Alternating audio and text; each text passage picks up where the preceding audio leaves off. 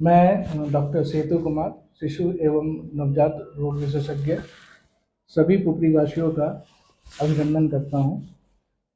अभी ये सर्दियों के मौसम में बच्चों में जो सर्दी, खांसी जो कॉमन समस्याएं हैं, इसमें जो है बच्चों की देखभाल काफ़ी सही तरीके से होनी चाहिए।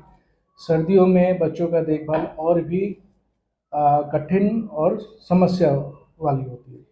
बच्चों में जो है सर्दी, खांसी बड़ी तेज़ी से फैलती है और बच्चों की परेशानियों को और भी मुश्किल में डालती है। हम डॉक्टर ये सुझाव देते हैं सभी माता-पिता अपने बच्चों पे इस मौसम में खास देख-रेख रखें। इसमें जो सबसे पहला गाइडलाइन है कि जो घर में जो बड़े सदस्य हैं, जिनको सर्दी, खांसी, बुखार इत्यादि की समस्या है, उनको बच्चों से दूर रखें। घर में किसी को भी खांसी है तो बच्चों को उनसे दूरी बनाएँ। इससे जो है बच्चों में जो है इन्फेक्शन लगने का खतरा थोड़ा कम रहता है। और जब बच्चों में सर्दी खांसी हो जाए तो डॉक्टर से उचित सलाह लेते हुए उसका इलाज समय पे कराएं, नहीं तो ये खांसी जो है बहुत ज़्यादा तेज बढ़ जाता है, जिससे निमोनिया हो जाता है।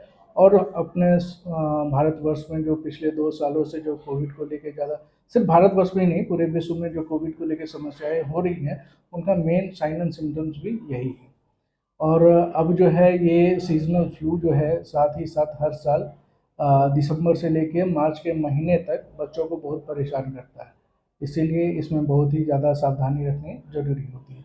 नवजात बच्चों का जो है देख रेख में 2-4 चीज़ें हैं जो हर माँ बाप को समझना चाहिए। जो 6 महीने से बच्चे जो जन्म से लेके 6 महीने तक 2-3 बातें हैं जिस पर मैं आप लोगों का ध्यान आकर्षित करना चाहूँगा कि जो है जो टेक्निक होती है फीडिंग की या प्रॉपर केयरिंग की, उसकी जानकारी नहीं होने की वजह से माता-पिताओं को काफ़ी परेशानी का करना पड़ता है, सामना करना पड़ता है।